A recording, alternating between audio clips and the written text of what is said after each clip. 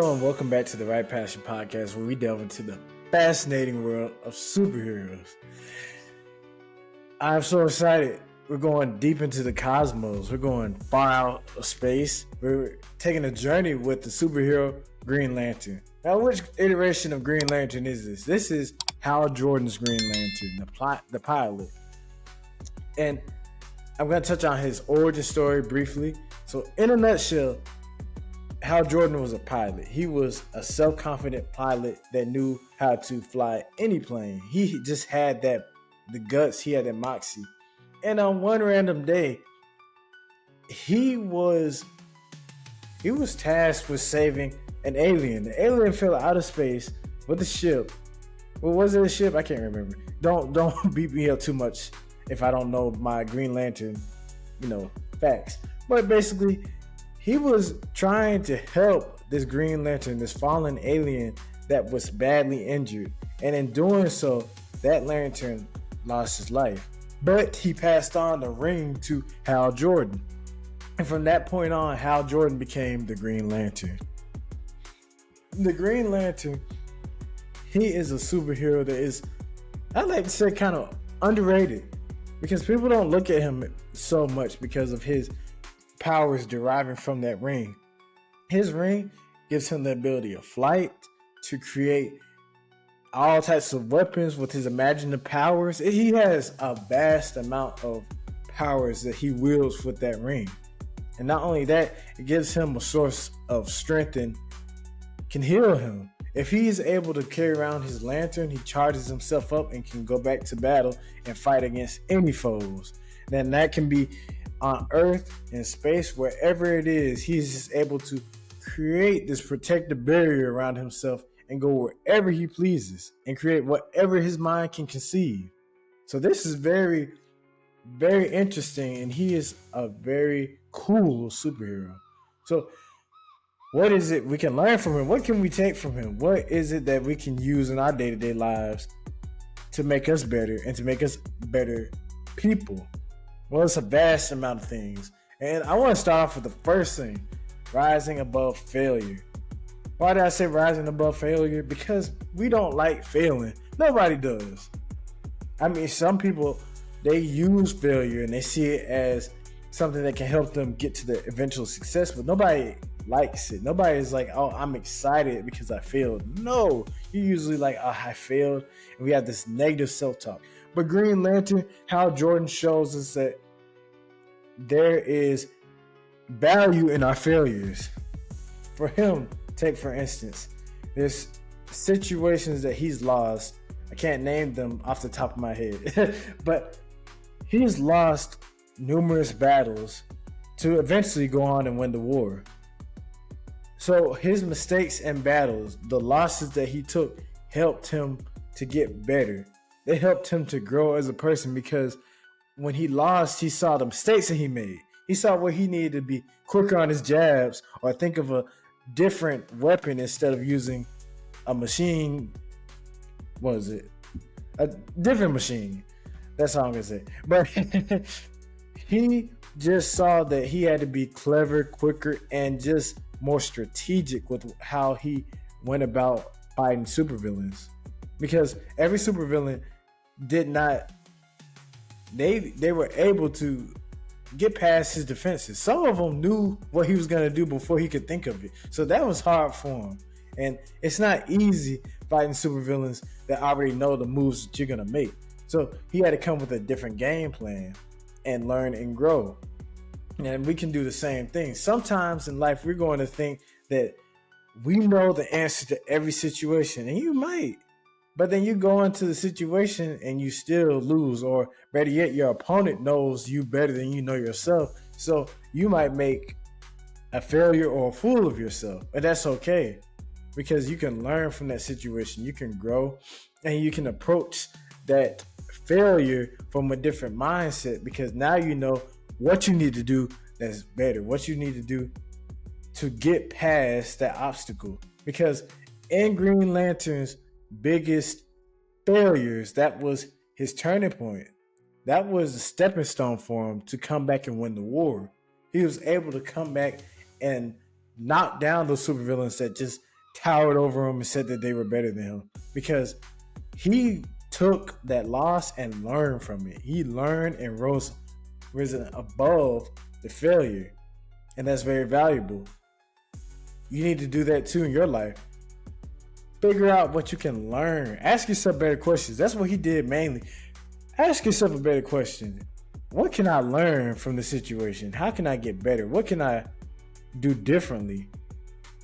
Because that's the only way you can use the failures to grow yourself. He did that multiple times because he knew for him to continue his career as a superhero, he had to ask himself good questions. When you ask yourself good quality questions, you're able to live a better life. You'll live with better outcomes, because everything won't go your way. They won't, but it just depends on how you use the situations. Because if you look at it, good, bad, or in the middle, all these situations in your life that are happening to you are happening to better you.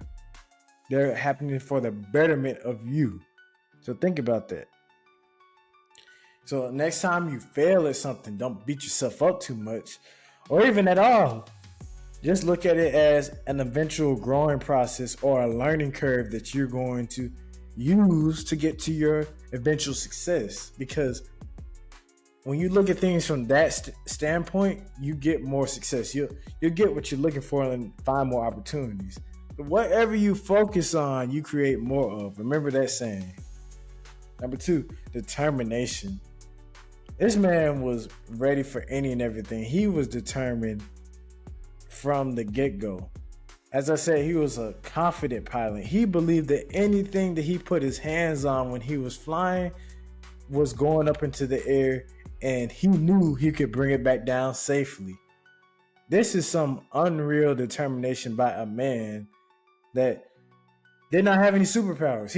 He was a regular guy that just believed in himself to the point where he didn't worry about what other people knew or thought about him. He was determined. He was ready for action. We need to build this in ourselves too.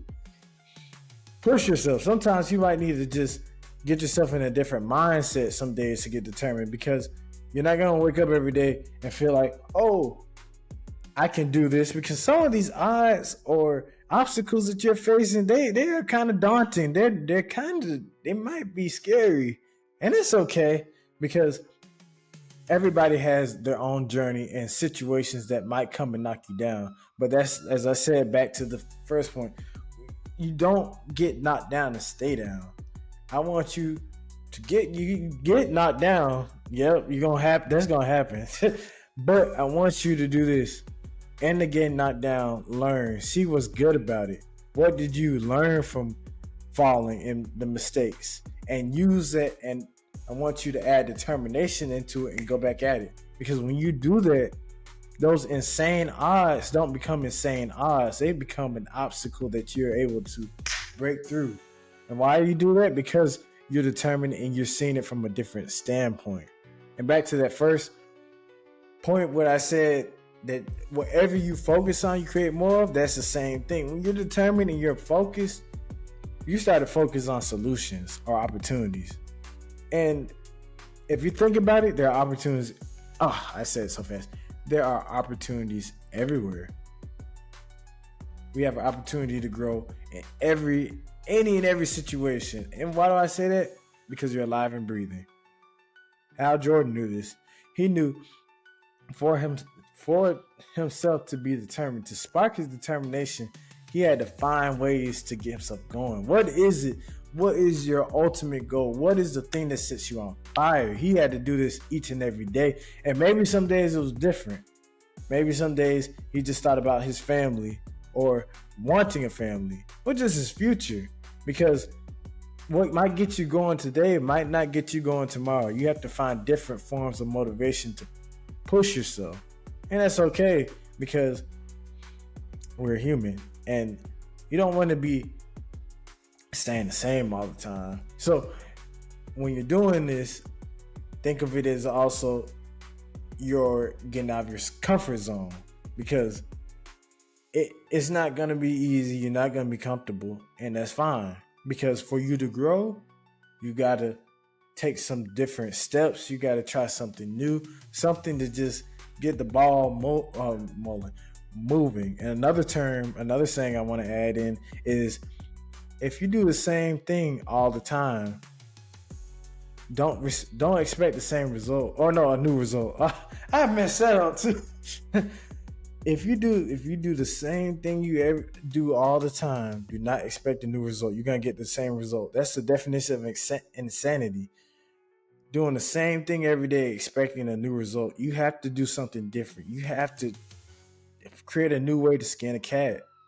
My apologies, but it's something that has not been tried by you before. You've got to go out and do it. That's the only way you'll be able to get this determination, this willpower, this sense of confidence in yourself. Because what you've been doing, obviously to this point, if you're not successful or where you deem as successful, it's not working. So try something new.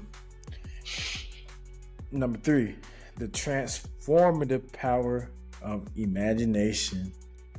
I want to do like that SpongeBob. Remember, if you watch SpongeBob, you remember when he did this. He said imagination.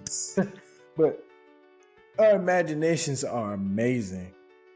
These things, our mind is the driving force for a lot of the stuff that we have in our lives. Just think about it. Even with these superheroes, they were first created in the mind.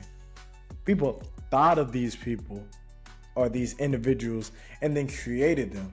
I saw it in the journal too. Inside, first it starts inside, then comes to the outside. So whatever you're thinking of, boom, will come on the outside. But I liked Hal Jordan and Green Lantern because his imagination was able to give him all the weapons that he wanted. I'm talking about, he could create a knife, he could create jackhammers, anything that he wanted. These are some bad examples, please don't kill me, but he could create anything that his mind thought of to use in battle. Now just imagine that. It's amazing, because I play as him sometimes when I play Injustice or DC video games, and I just love his creativity because he is able to think of any and everything, man-made or just whatever he believes will help him in that battle to fight. And those things save his bacon a lot more times than he thinks. But it just shows us our imagination is one of our greatest, not weapons, but strengths. Because we can think of things that could change the world. And there are some people that thought of things that changed the world with their imagination. And what I also like is there's no limits. And you can see that in his battles. He does not limit himself. One moment he might think of a house, or the next moment he might think of a bus. He just does not worry about there's a limit to whatever I can create. He creates whatever he wants and uses it in battle to help him save his bacon. Like I said, we can do the same thing. We don't have the lantern, the light, or the ring, but we have the world. I say the world is like our canvas. We can paint onto this world whatever we want to create. We just got to make sure that we do it the right way and that we stay consistent. So if you want to be a ball player, if you want to be a performer, or if you just want to be firefighter, blue collar, whatever it is, you can do that. You just have to use your imagination. Think of what it is you want to do. And I also want to pair that with visualization, because for Hal Jordan to create some of these weapons he wanted to use, he had to visualize them, and then boom, he uses them.